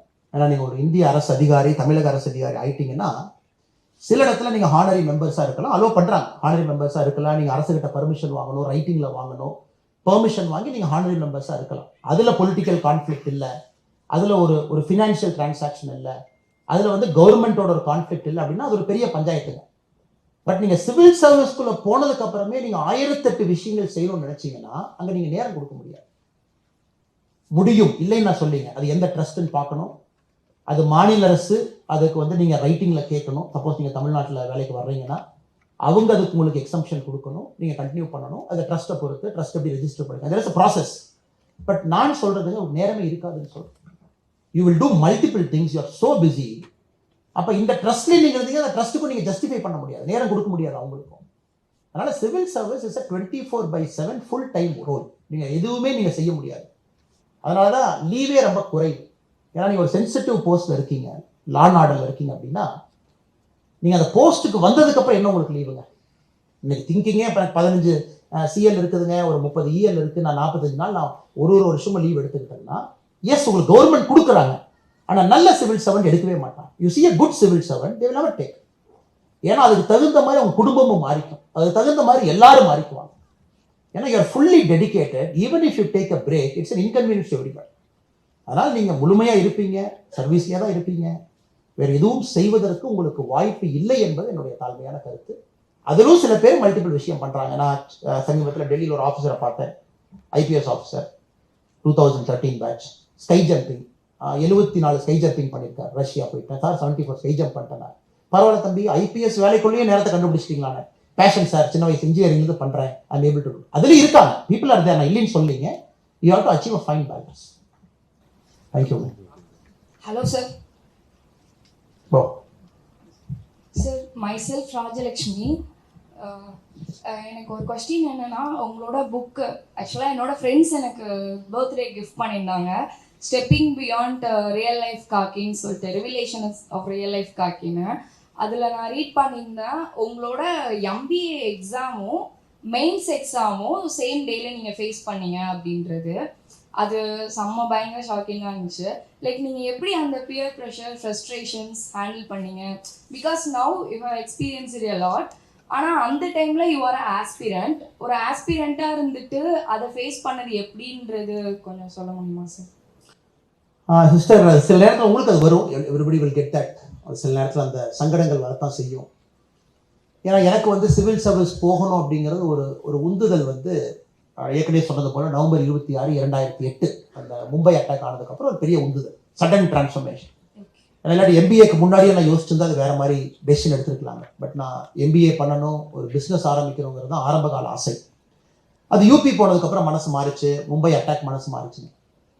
பட் நீங்கள்லாம் ரொம்ப ஏர்லியாக டெசிஷன் எடுக்கிறீங்க. ஏன்னா நான் வந்து 25 வயசுல தான் சிவில் சர்வீஸ் போகணுங்கிற ஒரு கிளாரிட்டி எனக்கு வந்துச்சுங்க. பட் மெனி ஆஃப் யூ நான் பார்க்குற வெரி யங், 21, 22 இருக்கீங்க, ரொம்ப young. I'm very happy for you. நீங்களும் ஆல்ரெடி டெசிஷன் பண்ணிட்டீங்க. எனக்கு வந்து லேட் டெசிஷன் மேக்கிங் நான் ஒத்துக்கணுங்க. இரண்டாவது, நான் லேட் டெசிஷன் மேக்கிங் எடுத்ததுக்கப்புறம் நான் ஒரே ஆப்ஷன் வந்து சரண்டர் மட்டும்தான். ஆப்ஷனே இல்லை எனக்கு, சரண்டர். எம்பிஏல இருக்கோம், படிக்கிறோம், பிளேஸ்மெண்ட் வேண்டான்னு சொல்லிட்டோம், பிளேஸ்மெண்ட் நம்ம உட்கார போகிறது இல்லை. Civil service prelims second year ஆரம்பத்தில் எழுதணும், கிளியர் ஆயிடுச்சு. செகண்ட் இயர் எண்டில் மெயின்ஸ் கிளியர் ஆயிடுச்சு. அதுக்கப்புறம் இன்டர்வியூ டேட்டு வந்துடுச்சு. ஸோ நான் இந்த ப்ராசஸில் போகும்போது நிறைய ரிஸ்க் எடுத்துட்டேங்க சிஸ்டர். ஏற்கனவே சொன்ன மாதிரி 11.5 லட்சம் லோன், எம்பிஏ வேலை வேண்டான்னு சொல்லியாச்சு, இந்த பக்கம் வந்தாச்சு. அப்படி இருக்கும்பொழுது எனக்கு ஒரே ஆப்ஷன் இஸ் டு சரண்டர். அதனால் அந்த முழு 3 மாதமே எனக்கு நல்லா ஞாபகம் இருக்குதுங்க. ஒரு கடுமையான சூழல். ஒன்று, கிளாஸுக்கு நீங்கள் அவ்வளோ ப்ரிப்பேர் பண்ணணும், ப்ரெசன்டேஷன் பண்ணணும், கேஸ் ஸ்டடி படிக்கணும், இது ஒரு பக்கம். சிவில் சர்வீஸ்க்கு 4 மணி நேரம் டெய்லி கொடுத்தாகணும், இது ஒரு பக்கம். அந்த 4 மணி நேரத்தை காலையில் 2 மணி நேரமாக நான் பிரிக்கணும், 4 to 6.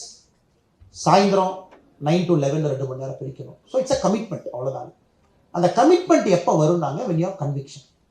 அதனால தான் நான் திரும்ப பேசும்போது ஒரு வார்த்தையை சொன்னேன், கீதையினுடைய ஒரு பேசிக் சாராம்சம், நீங்கள் முடிவு எடுக்கும் பொழுது உங்களுடைய முடிவு எவ்வளவு உறுதித்தன்மை அந்த முடிவில் இருந்துச்சோ அதை பொறுத்து தான் வெற்றி கிடைக்கும். So it is about conviction. Conviction தான் அந்த டெப்த் ஆஃப் யுவர் தாட். அதனால நான் திரும்ப எல்லாத்துக்கும் சொல்றதுங்க, இங்க அங்க யோசிக்காதீங்க. சிவில் சர்வீஸ் வரணும்னா வரணும், அவ்வளவுதாங்க, முடிஞ்சு போச்சு. இதுல வந்து இங்க அங்க தமிழ்நாடு கிடைச்சா வருவேன், அசாம் கிடைச்சா போக மாட்டேன், யூபி கிடைச்சா போக மாட்டேன், அந்த பேச்சே இருக்கக்கூடாது. when the conviction is deep, 100% success will happen. So it's conviction.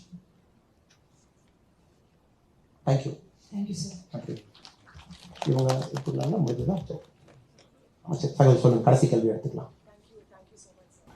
My question is, so in the period of preparation சிலவங்க வந்து 3 years 4 years எல்லாம் போறாங்க. சஞ்சீவ் சன்யால் அவர்கள் சொல்லியிருந்தாரு, இந்த டைம் வந்து இந்தியாவுக்கு ரொம்ப இம்பார்ட்டன்ட். நம்மளோட டெமோகிராஃபிக் டிவிடெண்டை வந்து நம்ம ட்ரூவா கேபிட்டலைஸ் பண்ணணும்னா யூத் வந்து எக்கானமியில பார்ட்டிசிபேட் பண்ணணும். பட் 3 years 4 years இப்போ ஒரு 10 hours 8 hours a day படிக்கிறவங்கனால வந்து இதுக்கு வேற எப்படி எக்கனாமிக் கான்ட்ரிபியூட் பண்ணலாம்? Can we systemize this? Because some people go even for 5-6 attempts, and how do I still contribute to my country during preparation? This is my question. சரியான பதில் வந்து Ravindran sir Ravi sir அவங்க கொடுப்பாங்க சிஸ்டர். என்னுடைய அறிவு கெட்டின வரைக்கும் நான் அந்த பதில் சொல்ல முயற்சி பண்றேன். இப்போ சிஸ்டருடைய கேள்வி ரொம்ப சிம்பிளுங்க.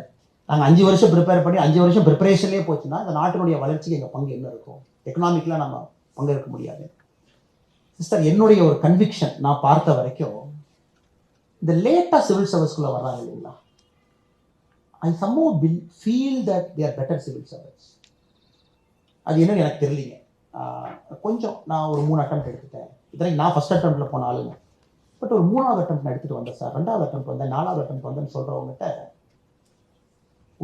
ஒரு சகிப்புத்தன்மையும் ஒரு பரந்த மனப்பக்குவத்தையும் அதிகமாக நான் பார்க்குறேன்.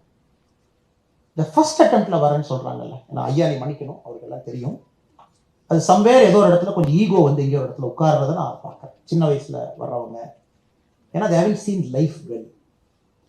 அதனால் நீங்கள் நான் லேட்டாக வர்றேன் அப்படிங்கிறது நீங்கள் தயவு செஞ்சு எடுத்துக்காதீங்க.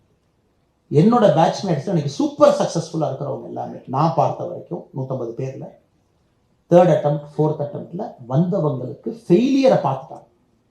ஸோ அதனால் சிவில் சர்வீஸில் ஃபெயிலியரும் ஏற்றுக்கக்கூடிய மனப்பக்குவம் டக்கு டக்குன்னு டெசிஷன் எடுக்க மாட்டாங்க, கொஞ்சம் மெச்சூரிட்டி 1.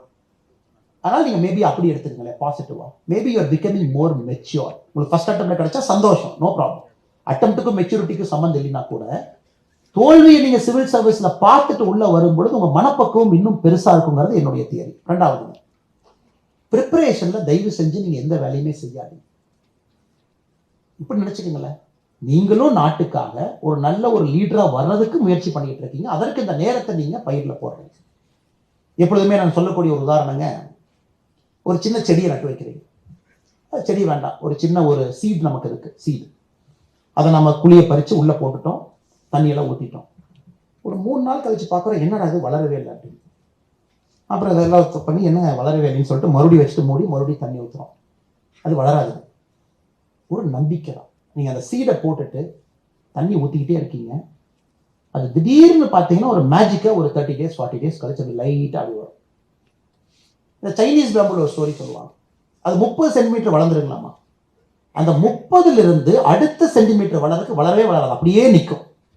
நாம என்னடா தண்ணியாக ஊற்றுவோம், சைனீஸ் பேம்பு அப்படியே இருக்கேன். ஆனால் ஒரு 60 நாள் கழிச்சு அதனுடைய வளர்ச்சி பார்த்தீங்கன்னா ஒரு நாளைக்கு 4 சென்டிமீட்டர் இருக்கும். அதனால் இன்னைக்கு நீங்கள் சைனீஸ் பேம்பு மாதிரி அந்த வளராத காலகட்டத்தில் உங்களுக்கான நங்கூரத்தை போடுறதா மட்டும் நீங்கள் பாருங்க. ஏன்னா உங்களுக்கு வாய்ப்பு கிடைக்கும் பொழுது இது எல்லாம் அந்த லீடர்ஷிப்ல வந்து உட்காரு. ப்ரிப்பரேஷன், சகிப்புத்தன்மை, பொறுமை, தோல்வி, அந்த ரூம்ல தனியாக உட்காந்துருக்கிறது, யாருமே உங்களோட இல்லாமல் இருந்தது, அந்த 3-4 வருஷம் அந்த ப்ராசஸ் போறீங்க இல்லைங்க, that makes you a better leader. அதனால் I see it positively. அதனால் நீங்கள் அவசரப்பட்டா ஃபர்ஸ்ட் அட்டெம்ப்டே வரணும், நோ ப்ராப்ளம். செகண்ட் வரணும், நோ ப்ராப்ளம். உங்களுக்கு ஸ்டேயிங் பவர் இருக்கா, எல்லா அட்டெம்ப்ட் கொடுங்க. the faster you get, better for you. But அதுக்குன்னு நான் 2 அட்டெம்ப்ட் கொடுத்துட்டு நான் கிளம்பிட்டுமா, அது வேஸ்ட் ஆஃப் டைம்னு பார்க்காது. ஒரு அட்டெம்ப்ட் எக்ஸ்ட்ரா எடுக்கிறக்கும் உங்கள் leadership will become better and better for each attempt. அப்படி பாசிட்டிவாக பாருங்கிறது என் தாழ்மையான கருத்து. சரி, தேங்க்யூ, ரொம்ப நன்றி. Thank you sir. பேசு தமிழா பேசுவினுடைய மக்கள் ஃபவுண்டேஷன் மூலமாக நம்ம ஒரு மிகப்பெரிய ஒரு பசு சரணாலயம் அமைப்பதற்கான முயற்சியில் ஈடுபட்டிருக்கோம். இந்த பசுக்கள் சரணாலயத்திற்கு என்னுடைய கான்ட்ரிபியூஷனாக நான் ஏதாவது கொடுக்கணுங்கிற எண்ண ஓட்டத்தின் அடிப்படையில் கிட்டத்தட்ட 10 ஆண்டுகளுக்கு மேலே நான் கலெக்ட் பண்ண கலை பொருட்கள் அனைத்தையும் விற்று அதன் மூலமாக திரட்டப்படக்கூடிய தொகை என்னவோ அதை இந்த மக்கள் ஃபவுண்டேஷனுக்கு, இந்த பசு சரணாலயம் திட்டத்திற்கு என்னுடைய கான்ட்ரிபியூஷனாக கொடுக்க போகிறேன். இந்த பொருட்கள் அனைத்துமே நம்முடைய பேசு தமிழா பேச அலுவலகத்தில் விற்பனைக்கு இருக்குது. கீழே இருக்கக்கூடிய இந்த கான்டாக்ட் நம்பருக்கு நீங்கள் கால் பண்ணி இது பற்றின மேலதிக விவரங்களை நீங்கள் தெரிஞ்சுக்கலாம். அது மட்டும் இல்லாமல் மக்கள் ஃபவுண்டேஷனுடைய அக்கௌண்ட் நம்பரை இந்த வீடியோடைய டிஸ்கிரிப்ஷனில் கொடுத்துருக்கோம். நீங்கள் நேரடியாக அந்த அக்கௌண்ட் நம்பர் மூலமாகவும் உங்களுடைய கான்ட்ரிபியூஷன்ஸை கொடுக்கலாம். பேசு தமிழா பேசு ஒரு சேனல் கிடையாது, அது ஒரு இயக்கம்னு நான் உறுதியாக நம்புகிறேன். உங்களுடைய குரலை தான் நாங்கள் ஒவ்வொரு வீடியோலையும் பேசுகிறோம், உங்களுடைய மனசாட்சியை தான் நாங்கள் பிரதிபலிக்கிறோங்கிற ஒரு எண்ணம் எங்களுக்கு இருக்குது. அதே எண்ணம் உங்களுக்கு இருந்ததுன்னா தொடர்ந்து பேசு தமிழா பேசுவனுடைய முயற்சிகளுக்கு நீங்கள் கொடுக்கக்கூடிய ஆதரவை இந்த பசுக்கள் சரணாலயம் திட்டத்திற்கும் கொடுக்கணும்னு சொல்லி ரொம்ப தாழ்மையோடு கேட்டுக்கிறேன். உங்களுடைய அன்பாலையும் ஆதரவாலையும் தான் பேசு தமிழா பேசி இயங்கிக்கிட்டு இருக்கு. அதற்கு என்றென்றைக்கும் நன்றி.